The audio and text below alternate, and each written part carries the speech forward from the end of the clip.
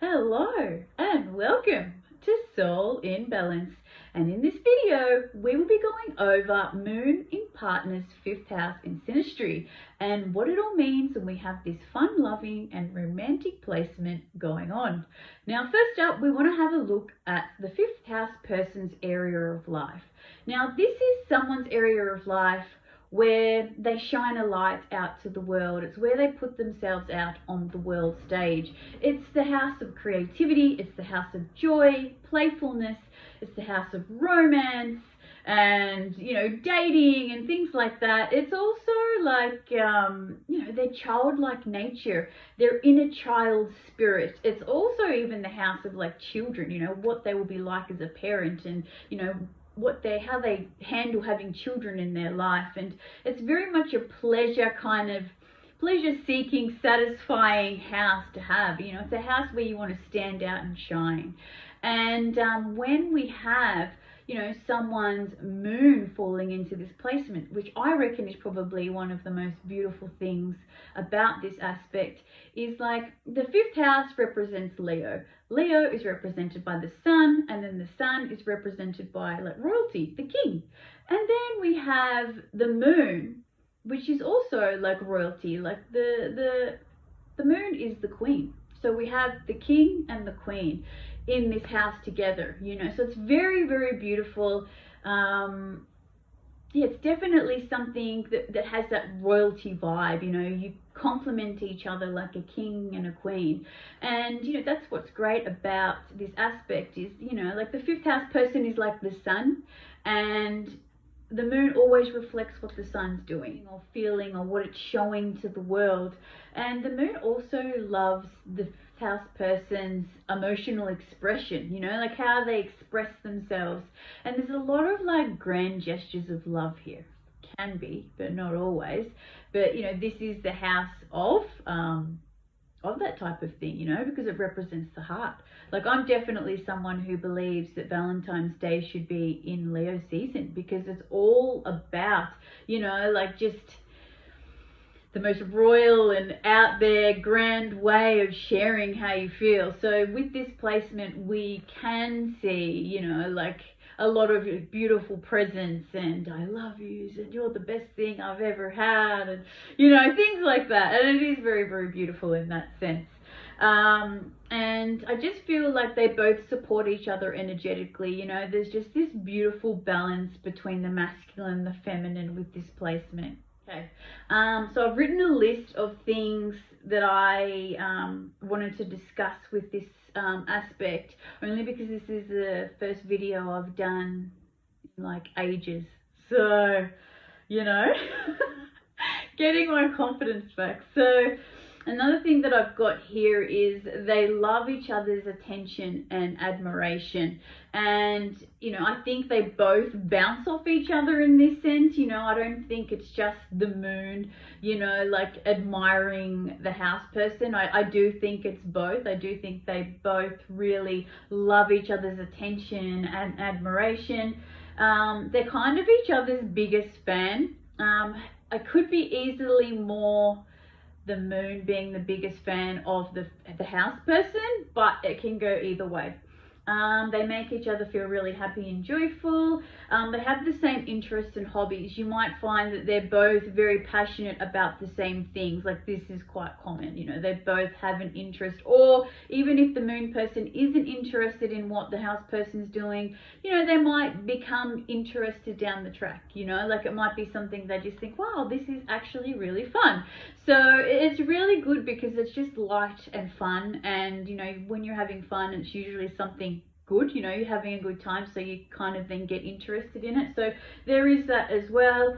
Like the moon is also very understanding of the house person and the house person's inner child, and really nurturing that inner child to come out and just be this confident, expression. Because we all have, inner child woundings. So when we have someone's moon being there, it's really supporting of you bringing out your characteristics, showing those to the world. So that's another beautiful thing about this. They have the same views on raising children, because it's, in a way, it's, like it's the king and the queen, it's the sun and the moon, it's someone's emotional nature. It's like the moon is someone's motherly nature. So even if it is a man, they may still have the same views on raising children, which is also really beautiful, because that's important. That is something that you need to build a solid relationship, that kind of compatibility. And the moon is definitely attracted to the confidence of the fifth house person. Like, we all are, we all love a shining fifth house Leo person, like we all admire that, like that beautiful mane and that beautiful expression and the confidence, because we all just love confident people. We love people who are confident in their own skin. So the moon is definitely attracted to the confidence of the fifth house person. And I feel like too that the fifth house person admires how comfortable the moon person is expressing their feelings, because not everybody can, express how they feel about things. Like, it's easy to express where you're confident and, what your creative abilities and things like that, but being able to express yourself emotionally and being confident and comfortable in that, that's also something to admire. So I definitely feel like the fifth house person admires the way the moon represents themselves and expresses themselves emotionally. And the fifth house person kind of, what would you say, sees a reflection of himself in the moon, like they both reflect each other, because they both are like luminary placements. Okay, now for the fun part, which is the cons and the lessons of this aspect. So just like every single aspect in astrology, there are cons, there's pros and cons, and there's also lessons, because every single aspect has a lesson, even if it is more on the cheerful side. Now, the cons I've got here is expecting each other to make each other happy all the time. Now, when we have somebody that complements us, like complements our energy, like I've said about the, the king and the queen and the sun and the moon, and someone always being our biggest fan, or someone always supporting our ideas, or someone just always making us feel good in whatever endeavors that we have going on. If that person doesn't do that because they've got their own stuff going on, or they're not that happy that day, we can kind of feel like our sun or our moon has been taken away and not know how to make ourselves happy ourselves. And this is how we get into relationships that are codependent.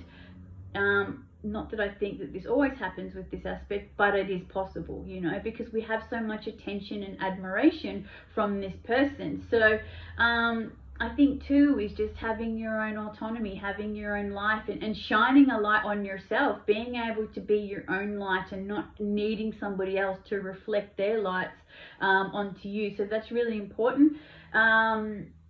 And the moon losing themselves in the house person.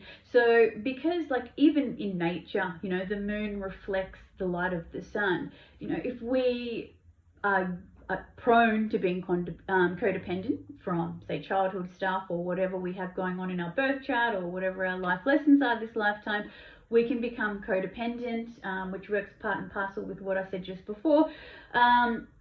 Like the moon person losing themselves in the sun person. So definitely for the moon person is having your own sense of self, having your own interests and your own ideas and your own things going on, and not just putting all your focus on the sun person and pepping up the fifth house person and pepping that person up all the time. You have to have your own things going on.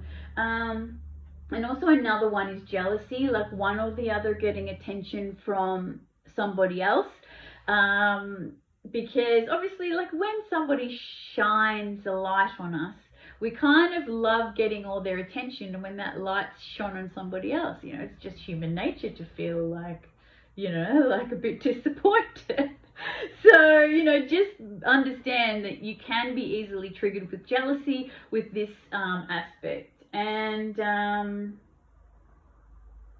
not creating arguments to get each other's attention. So if we have something else going on, our own things that are important that we need to do as individuals, you know, not, you know, like causing arguments or doing things to then get each other's attention, to let each other have your own life, you know, because everybody needs to be able to do their own thing. You know, you can't be in each other's pockets 24/7, because there is that magnetism is gone, you know, like you need that masculine and feminine, or negative and positive energy to be able to attract. Otherwise, you know, the energy becomes neutral, you know, and it's not that fun, exciting thing. And that is what the fifth house is about, is fun and excitement. So yeah, in short, realistically, the lessons here, which are super important, is having a strong sense of self outside of the relationship, not putting your sense of value on the other person. So how the other person shows up for you indicates your value, which is just rubbish. We can't be doing that ever, even with this placement or any others in general. So it's really important that you're valuing yourself as an individual in the relationship, and not behaving badly to get attention from the other when the attention isn't on you. I think that's, yeah, those are the main really important ones. But besides that, I think it's a really beautiful aspect to have. It's very complementary. Yeah, it's just really, really beautiful. So I hope this was helpful, guys, and I'll see you in the next video.